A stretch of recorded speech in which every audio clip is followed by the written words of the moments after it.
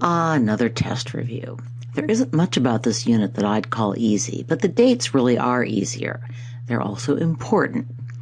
Basically, in Italy, the Proto-Renaissance period is the 14th century, or the 1300s. The early Renaissance is the 15th century, or the 1400s.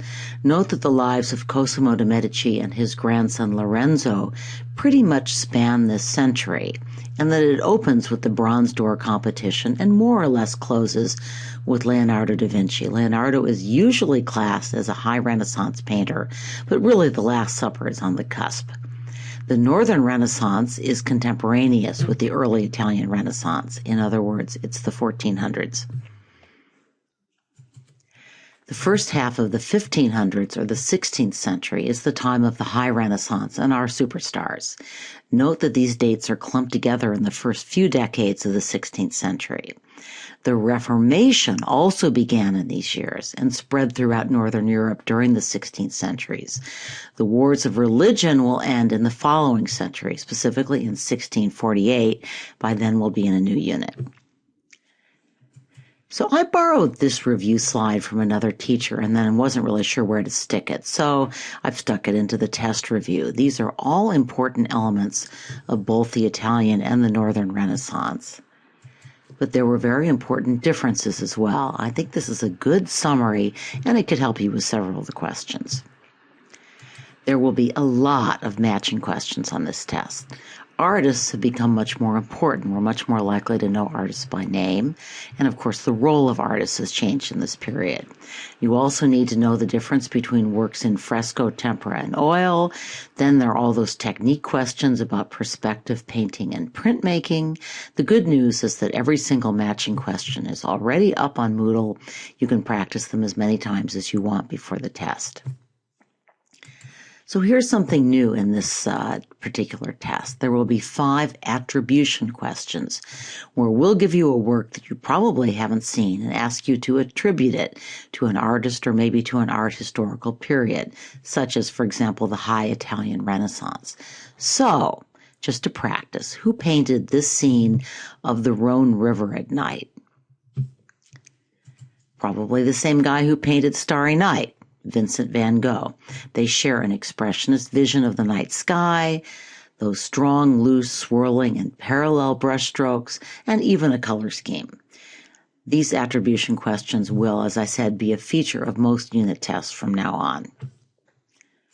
So, what are the qualities that set the paintings of Venice, including the paintings of Titian, Venice's most famous painter, apart from other Renaissance paintings? Who is an important 16th century patron of the arts? And this portrait by Raphael offers you a very large hint. So you know the drill. These are random questions. I'm sure you all recognize the bronze image on the left, but what about that image on the right? Hint, they were created by the same sculptor, and I did talk about the one on the right a little bit in my podcast. Both sculptors exhibit what similar quality? Pay attention to the stance that each figure exhibits. In what city were both sculptures created? Which is basically a question about where Donatello worked. As you probably guessed, this is an old AP question or set of questions, and I kept it because I could imagine the work on the right showing up in some sort of an attribution form. The nudity of the figure on the left harks back to what earlier era? And why weren't nude sculptures made between the classical era and the early Renaissance? Well, one reason is that they generally depicted pagan gods, and the church frowned on any suggestions of paganism. During the early Christian and medieval periods, the attitude becomes a little looser in the Renaissance. The church was also less inclined to celebrate the human body, more committed to celibacy and sexual purity. So one of those is going to be the right answer. So I'm moving to a different set of questions, but I'd note that some of them come from the recently released practice test. In other words, the College Board is expecting you to know the work on the right, even though it didn't show up on the list. So, both sculptures depict whom? That should not be a hard question. And where were both figures produced? Same city. The pose of these figures goes by what term? Note that this is basically a repeat question. How do the figures differ from medieval statuary? I've given that one away. Both sculptures recall works from what earlier era? I've given that away too. How does the work on the left revive classical interpretations of the male figure? How does the work on the right represent a high Renaissance ideal?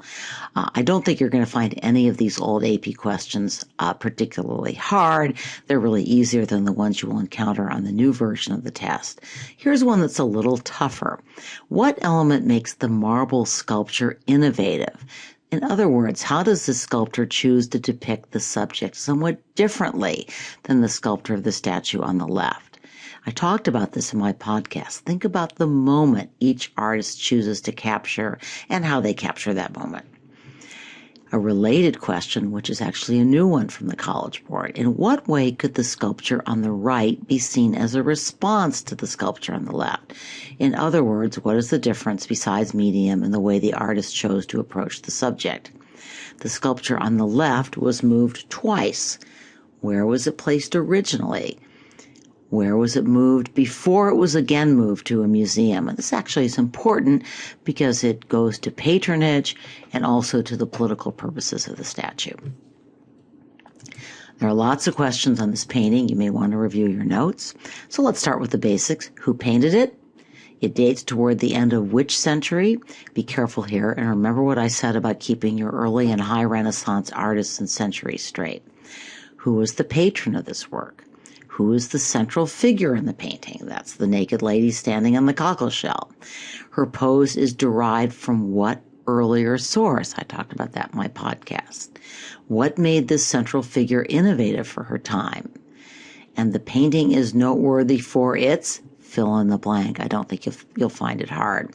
Recall that unlike many early Renaissance painters, Botticelli was not especially interested in mathematical perspective, geometry, or natural science, but he was a master of line.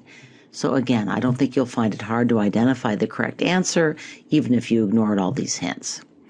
Who denounced this and other Botticelli paintings and may actually have persuaded Botticelli to destroy some of his works? This came at the very end of the podcast. If you didn't get that far, you want to go back and finish it.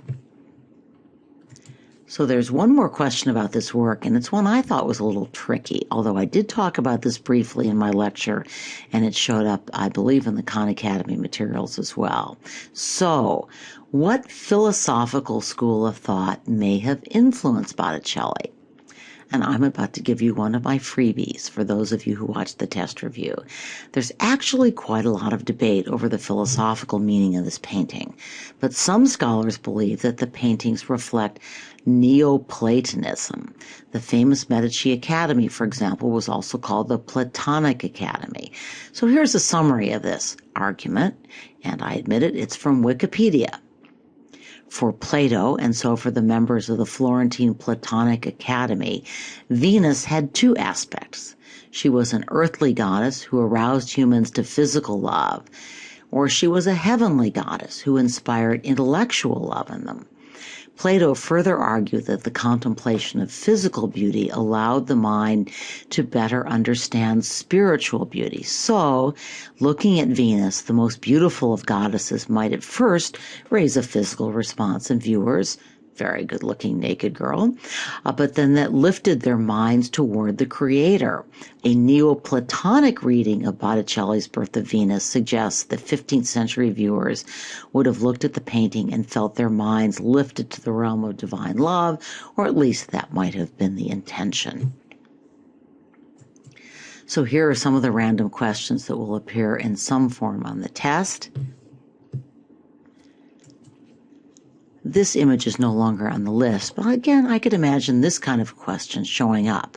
What kind of architecture do we observe in this painting? Note that there's a logia. What is the subject matter of the painting? It's important to remember that certain elements of the Christian narrative, certain parts of the story, have acquired specific names in art. So there's the Annunciation, the Nativity, crucifixion, deposition, and lamentation or pietà. And I could imagine the College Board asking you to identify the scene being depicted in a painting or sculpture that you have not encountered before. In other words, I could imagine it as a kind of attribution question.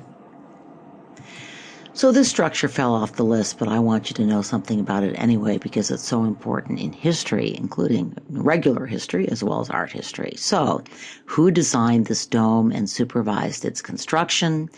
And here's another freebie. It was remarkable as a feat of engineering as well as architectural design. Well, fitting both of these paintings on one slide was a little tricky. The one on the left used to be a College Board favorite. It's no longer on the list, but I talked about it, and again, I could imagine it showing up for this kind of question. Both artists were interested in using what kind of technique to depict their subjects to capture these scenes. Just to give you a hint, and I don't think you'll find this hard, take a look at how architecture is used in each composition. What purpose does it serve? So there are lots more questions about this painting. Who painted it? What purpose did it serve? What was its meaning? What two cultures or philosophical positions was the patron hoping to reconcile? Where was the fresco painted? Be careful, the answer is quite specific. What does this work have in common stylistically with Leonardo's Last Supper? And here's a harder one, and a recent one from the College Board.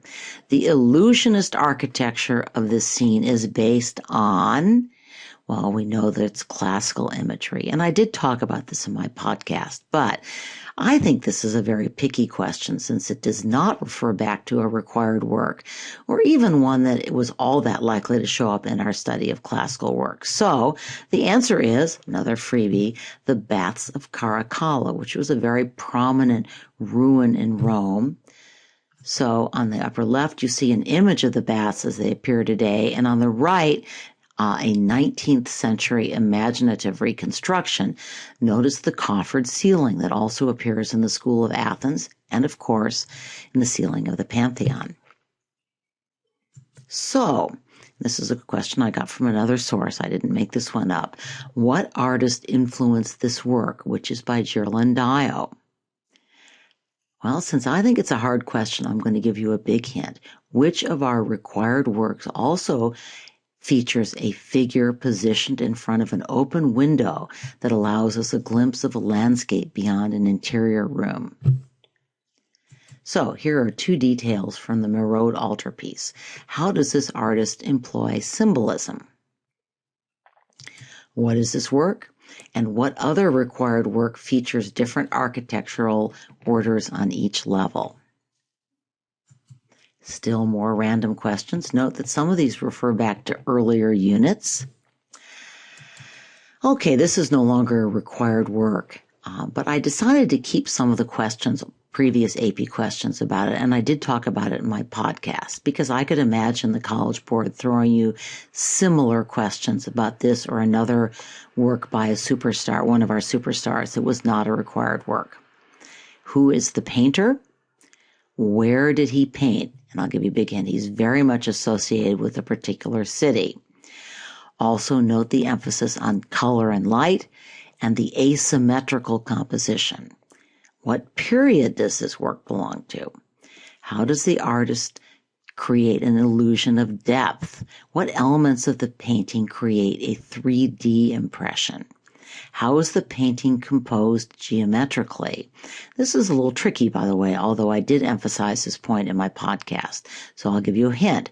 What kind of line dominates the painting? How is your eye led to the Virgin and Child? Basically, I think this is good practice for answering questions about a different work by an artist you've studied and identified elements of art that you should be able to pick up just from studying the image.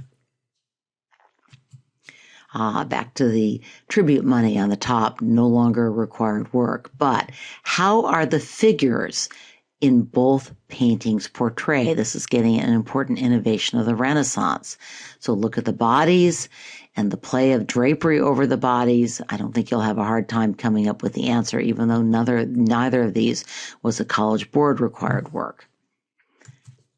So You should know what's happening in this painting and whose authority the painting was intended to uphold. An important historical point about this period, even though this particular work is no longer on the list. Also, what kind of architecture is featured here, if somewhat imaginatively? So take a look at the figures with arches on either side of the imaginary temple. What kind of architecture is that? Still more random questions. So, who's the artist and what innovations appear in his work? And by the way, some variation on that question used to show up on the AP exam pretty much every year, and I think it's likely to show up again. Note the scene painted over the main door. What other required work, not from this unit, portrays the same content? Why did this particular patron commission this chapel? What kind of scenes are juxtaposed in the lamentation and its decorative border? This artist's solid, substantial human figures are echoed in the work of what high Renaissance painter who has bulky, buff bodies? Big hint. So, all of the following have been interpreted as wedding symbols except, ouch, you really do need to know the symbols in this painting, even though they're controversial and not all art historians accept that. This work was both dated and signed. Which other required work is also signed? And I'll give you another big hint. It is from our Islamic works. Also, recent scholarship suggests that maybe this wasn't a portrait of a wedding. What else might the artist have been recording? I actually don't think you'll find that question hard when you encounter it. So, why can this painting be attributed to Van Eyck? I'm sorry that the right-hand image isn't better. You need it to be able to answer the question, or at least understand the question, but just think about the qualities of all Van Eyck paintings, and I think the answer will not be difficult to figure out. What is the term for an altarpiece that has a centerpiece with two flanking wings? And what is the term for the lower portion of this altarpiece? So the landscape we see through the window is an actual Florentine scene. The river is identifiably the Arno River. But what school of art influenced the artist? What other religious paintings employed vivid landscapes? And this answer is from within this unit. There's another except question that requires you to look closely at the work. How does the artist use shading and shadow? What kind of personalities does he give his figures? What kinds of perspective does he use? Are there symbols in the painting? How does this painting reflect a new Renaissance approach to depicting biblical figures and saints? Whew, this is not an easy test, but I have dropped a whole lot of hints and given away more than one answer. So good luck.